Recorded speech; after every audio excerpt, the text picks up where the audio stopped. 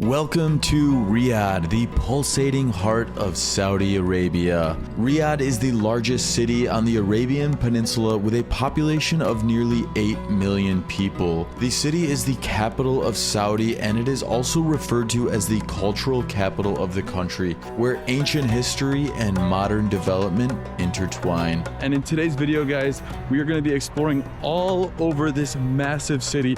And when I say massive, it's not just about population, but Riyadh is one of the most unique places I've been to, for the reason being that it is one of the most spread out cities I've seen in my entire life. And so you can see it's basically just a massive grid that stretches as far as the horizon can be seen with the naked eye from here. To go from one side of the city to the other could take you an hour and a half or more. But because it's so vast, there's also a lot of things you can do, both inside the city as well as just outside in the beautiful desert lands. So right now I am in one of the places that we'll be sharing with you guys a little bit later in the video. And aside from that, like, a lot of people do speak English. You'll get a mix of like workers in restaurants who are from the Philippines, Bangladesh, India. You know, if you have Google Translate, you're always going to be able to figure out how to communicate. I would also mention that gasoline prices, or petrol, is much cheaper. Like, I've got a small little SUV that I've been driving around, roughly $20–25 to fill up the tank, so really inexpensive. But I just want to tell you that we have so many things on this list, and they're not in any order from best to worst, so make sure you stick around to the end of this video so you don't miss out on any of these amazing things to do here in Riyadh, Saudi Arabia. Number 1 on the list Is to visit Al Felia Tower. All right, and we have made it up to the viewing point of the globe. So we're gonna do a little walk around here. It looks like it is quite windy. The views we came for, there's the Kingdom Tower, which you probably saw at some point in this video, that we went up to the top of that one, which I believe is a bit higher. But coming here at, I guess, like a bit more of a, I guess you could call it a cloudy, somewhat rainy over there day, you can actually see things quite clearly. Now they could use a little bit of a glass cleaning, but overall, this is insane. Standing at a whopping 267 meters high, comprising of 55 stories, Al Felia Tower is notable for being the first skyscraper built in Saudi Arabia. It is shaped like an elongated pyramid, and it looks particularly futuristic at night, standing out distinctly in the cityscape. For about $18.40, you can take an elevator to the very top. The tower is actually famous for the enormous glass globe near the apex, which is 24 meters in diameter and made of 655 glass panels. Let's look at this. It is a bunch of mirrors, so when you get closer to it, you can see me, and then it kind of like turns it this way. Number 2 on the list is to take a 1-hour trip to the western side of Riyadh, where you can visit the red sand area. We are actually about to jump on these ATVs and go for a cruise. So we've got the ATVs for 150 riyals per hour, which is, I think, like maybe $30 US. And we got me and the Don Rob. I don't think they've got helmets out here. Now, keep in mind that these ATVs are a bit older. For instance, my cousin actually had one and the brakes were not working properly. Shit, bro. Oh, shit. All right, my friends, we're going full speed ahead now. Let's go down to this. Fortunately, the ATVs aren't super fast, so the risk factor is reduced there, but ride at your own risk. Our guys didn't have any helmets we could use, so that was a little bit scary. This is it, my friends. Welcome to the red sand dunes. We're out here in Riyadh, or distant Riyadh's nature. And look at this, we've just got rolling sand dunes here in the distance. Since it's not the weekend, you don't have as many people here, but that's one thing I'll mention. If you're here on the weekends, there's going to be a lot more. But yeah, you got cars parked up there having picnics. And yeah, one important thing I want to mention here, guys, is I noticed there's a lot of trash in these beautiful sand dune deserts. So it's still an amazing experience, and I highly recommend coming out here to do this. But just like pick up your trash, all right? Riding up and down the sand dunes in Riyadh is truly a remarkable and must-do experience. My cousin and I spent about 2 hours doing this excursion, which gave us enough time to enjoy the thrill, plus relax on top of the sand dunes right at that breathtaking desert sunset. One thing I want to mention is this video is not sponsored, but this video is in collaboration with my new brand, which is Perception. It's all about changing perceptions of the world, one country at a time. So if you guys want to check out my new clothing brand that literally just launched this year in 2024, you can check it out in the link in the description below, and it would be a great way to support this channel. Number 3 on the list is I'm over here at Wadi Namar, and there is a huge waterfall here that I'm actually searching for. But what this place is a massive, almost like desert oasis feel, where we have this lake in the middle. I even actually see some fish swimming around in here, and you're surrounded by like this rocky canyon. And it looks like they've built it up to be in this like picnic-like format. You can see families and friends and people all along the entire area on both sides. Fire pits right there, picnics, places to pretty much just relax and have a good time. It's really peaceful here inside the city, but since it's down in this canyon, all you can hear is, well, the sound of some traffic of people inside the park and families playing. But other than that, like, it's a pretty peaceful place to be able to walk around and enjoy this place. It stretches so far down. I did a drive right when we got here, and I just kept going until I was like, okay, now it's time to stop and turn around because the sun was about to set. But I'm sure like to walk around this entire area would take hours, because just to go from one side to the other, I didn't even make it to the end, but from one side to as far as I went took me like 10-15 minutes of driving. So you'll definitely want to check out the massive waterfall, but at night it is a little bit harder to see, and that's when I experienced it. So if you can arrive a little earlier to see the waterfall, I think it'll definitely be worth it. Number 4 on the list is to visit Al Masjid Palace, a site that offers a comprehensive dive into Saudi history. This place showcases the historical lifestyle in Saudi Arabia, providing insights into the evolution of the city and country. As you explore this place, you'll be taken back in time with numerous artifacts bringing the past to life. Constructed in the Hijri 14th century during the reign of Imam Abdullah bin Faisal, the Al Masjid Palace served as its residence and a center of power and finance. The Arabic word Al Masjid translates to a strong, thick building, and the palace was originally used as a depot for weapons and ammunition. It has since been transformed into a historical landmark and now functions as a museum. It's really cool to visit this place at night as well, because when you walk up to the palace, it'll be lit up with multicolored lights.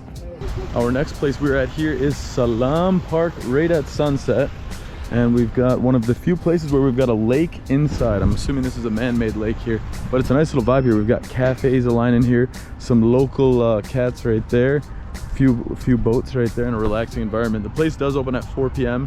and I think it's maybe 4:10, so it's a bit earlier than I think most people get here, but more and more people are starting to arrive at this hour. Picnics in this area, and just a big place to relax, walk around, and just take in an interesting side of Saudi, because if you've noticed, this is grass and Riyadh is a desert, so it's cool to have this kind of nature right here smack dab in the middle of the city. It's also illegal to have grass here in Saudi Arabia. Is it? A wonderful place to experience this relaxing park atmosphere while being inside of the city. Please no swimming or playing in the lake. Oh, I thought this was a beach. So I guess it's kind of an area to hang out. Number 6 on the list is to visit Boulevard City in Riyadh. And I'm gonna show you what this place is like. Probably what you're gonna see behind me and all around me is you're gonna get a bit of a feeling of Times Square with all of these like lights and advertisements. But I would say this is a more like modernized version of Times Square, because in Times Square they fit everything they could in every square inch. Whereas here we're just surrounded by a ton of screens. The energy when you walk into this place is like no other. I mean, you are just surrounded by lights. It almost feels like daytime with how bright it is. And this is it, my friends. We're up here at the top in this big, I guess you would call it like circle, where you have all of these areas to eat surrounding it. And then we've got this incredibly vibrant fountain right here. Walking on the floor here, like everything's marble mixed in with a bit of like, you know, designed concrete here. And so you really got to like pay attention in these places for the detail. It is reminding me of the new like Vegas Sphere, but obviously the one in Vegas is like a full-on auditorium. Assalamu alaikum. كيف كل شيء يا خيي؟ ايه شكرا. This large entertainment city draws parallels with many famous places around the world, earning its comparison to Times Square due to the walkways with dazzling lights, advertisements, and spotlights on all sides. The Ellen Kheel Boulevard. And this is a whole nother world over here. Oh my gosh. Now this is the fountain show we were looking for. This thing is just shooting into the air with mega screens. And those are the spotlights. So like literally from 20 kilometers away, I could see all these spotlights in the air. And I was like, that's gotta be the boulevard. Something's about to happen. Boom. Sound system's great. I mean, it's like vibrating through me right now. Venues hosting performances. A notable example is Anghami, where Mabel, my fiance, actually performed.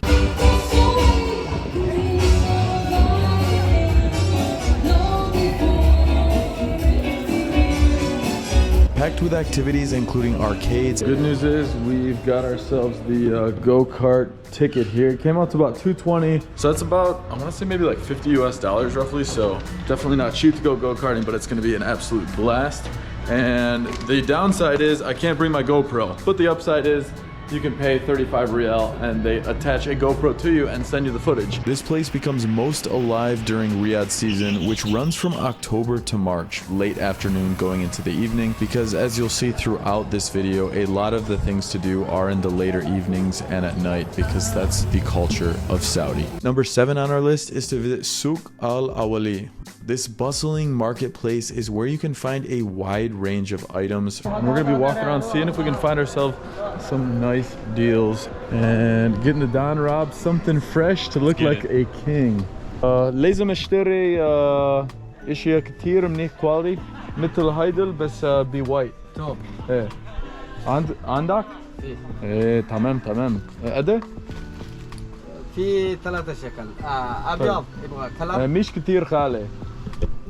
قد؟ هذا 100. هيدا 120. 120, 120, 100. Riad. All right, we've got the Don Rob getting his on. Oh, look at this. You look like, what is good? Kif halak. Kif halak. Kif good race. All right, there we go. Cover up the hair. Let's see how we're looking there.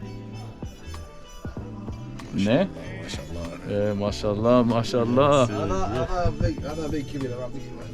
Oh, aywa, yalla.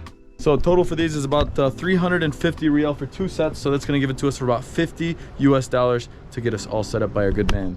Shukran ya khaye. All right, so me and the Don Rob are back in the marketplace and we've gotten ourselves set up with some new looks.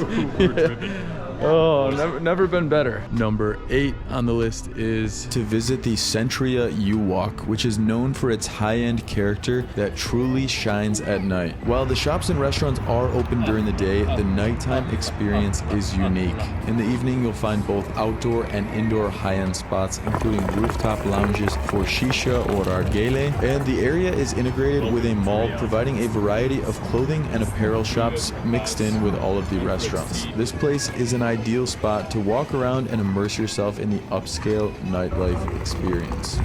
We have just made it to our next place we're going to be exploring, which is the famous Boulevard World right here. And just to give you an idea, I paid about 92 SAR to get in, and you'll need this app called webook.com and you'll book your tickets at the door. So the cool part, and also what I wasn't used to, is that there's no areas to buy tickets when you walk in. So you have to buy it through the app. So make sure you download it. I had to sit there for like 5-10 minutes. Not a big deal, but to download it. So, and even right when we're walking in here, I'm seeing UK, France, USA. Look at this when we're walking right through. We've got a full set of LED screens above us, which kind of gives us that feel like we're in another world. And down here, it looks like there's boat tours to go cruising through this area. There are many cities or many countries that are built inside of this park. So looks like we're heading into Little Paris this way, which kind of does give a feel of Paris right inside of here. We got Les Frites de Paris and a lot of people here. Yeah, they did a nice job making that feel of France over here. Just like a mini one with some of the Same type of architecture, even some French restaurants over there, Paul Le Cafe. Yeah, we've even got the Eiffel Tower up there to the right side. So this is awesome. I will say this is already leveling up the Boulevard City. Boulevard World is quite epic. Got USA to the right. So, and a little taste of the British life right over here. So we've got hot dogs in this one, we've got burgers up on that screen, and we've got donuts there. I'd say that's already quite fitting. And then we've got Burger King there. That's a good representation of what USA is like. Boulevard World, these signs look very, very familiar. Now I actually do feel like I'm in the US with these ones. Over here we've got, I guess, Japan of Riyadh boulevards. So look at this. All right, the next area we're walking into is India. So this looks pretty sweet. We've got Karakchai. Explored about 30% of it, and that took me over an hour and a half. I think to fully experience this place, you should spend at least 5 to 6 hours here. Inside the heart of this park, you'll find one of the largest man-made lakes, which allows visitors to travel from one of these mini cities to the other, and you'll be able to see how vast that park is just by looking at the amount of boats that are inside this man-made lake. All right, we are arriving to Diriyah. This is insanely large, which is the birthplace of Saudi Arabia. They're basically creating an entire new city that has like a modern infrastructure yet aligned with traditional design. Everywhere in the city right now on a Saturday is like construction noises, stuff being built. A lot of stuff is already built at this point, but obviously like their 2030 plan of like building this mega city, mega country, so many mega projects. And the first place looks like we're going to be going over to is the Bujari Terrace. Get a ticket right here last minute. All right, well, I got lucky. The ticket cost is 0, but I guess in 1 hour and 30 minutes it'll be 50 Saudi Riyal.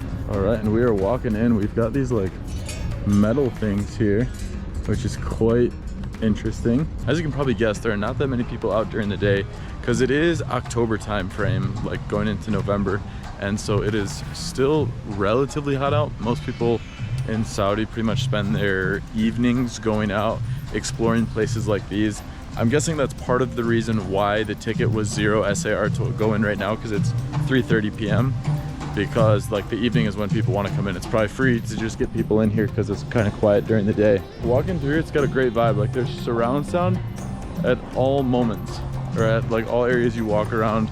I just walked out of the tourism visitor hub right there, and it was quite quiet around this time, but I actually enjoyed having the whole area to myself. I got a moment to really take in the culture, stroll through the alleyways, and I even encountered some really unique areas that I feel like really bridged the past to the present of the overall heritage of the park. This place offers a blend of that old world charm and Saudi cultural experiences. Dates there, the good stuff. مرحبا يا خيي. كيف كل شيء؟ طيب. حياك الله. كتير طيب. Let's try one of these out. I bite it. كتير طيب. بالعافية. شكرا. شو اسمك؟ راكان. راكان. أنا اسمي ماك. شرفنا. أهلا وسهلا فيك، شرفنا فيك. شكرا. حياك الله. يعطيك ألف عافية. الله يعافيك.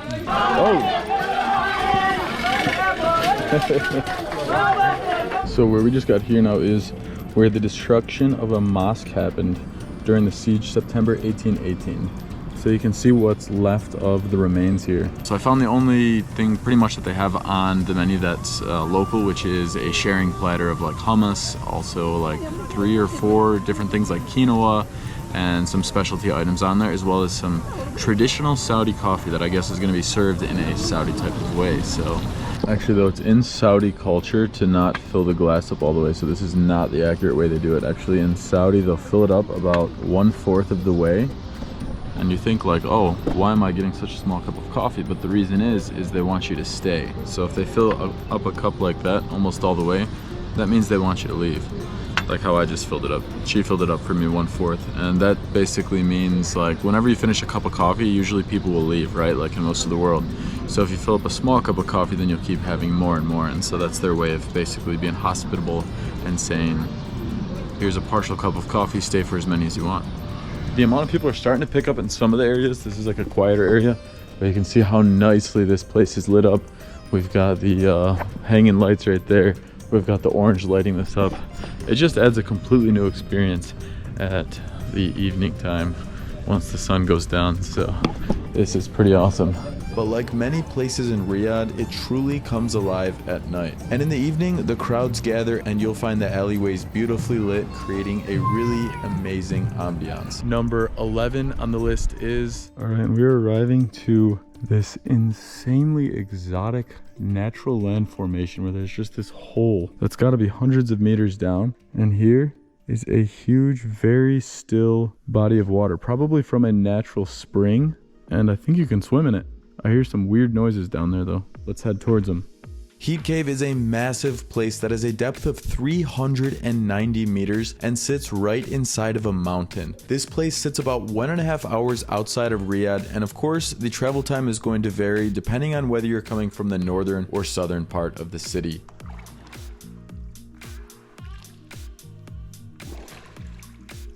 Feels pretty good though. If you're afraid of caves, this is not going to be your favorite, because if you look up this way, we had to climb all the way down these rocks. I can't say it's the safest because you have really slippery and sandy rocks on the way down. But once you get down here, it's cool. There's, if you listen here, besides a couple pigeons, there's just no noise. The water's clear, very still.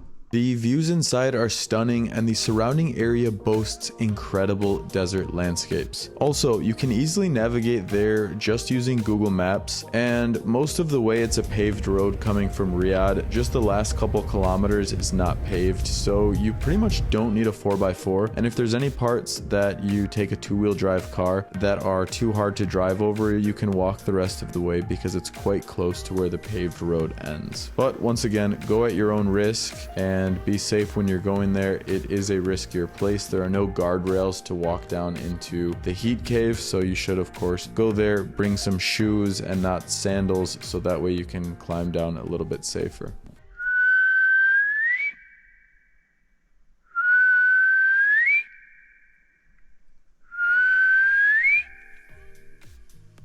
On our list is Kingdom Center Mall and the Sky Bridge. Look at this. They even have the plants right here carved out just like the building shape. Well, even the roadblocks right there too. First, the Sky Bridge is situated at the very top of Riyadh's most iconic building, offering insane views of the massive city. From such a height, you can see places far and wide. All right, and we have made it up. When we walk over this, there's like an opening under here. Welcome to the Sky Bridge here at Kingdom Center. We are 99 floors up in the air, and directly under me is a huge drop. This is a little terrifying. So that's the edge right there, and as you can see, all under us is hollow. The skyscraper's only on the sides right there, and then the rest is just a big drop. So if you're afraid of heights, be ready for this. Ticket price to go up was $18.40, so that's like 69 Saudi Riyal. So, I mean, it's not a bad price to get obviously all the way up here. I mean, we had to go up 99 floors.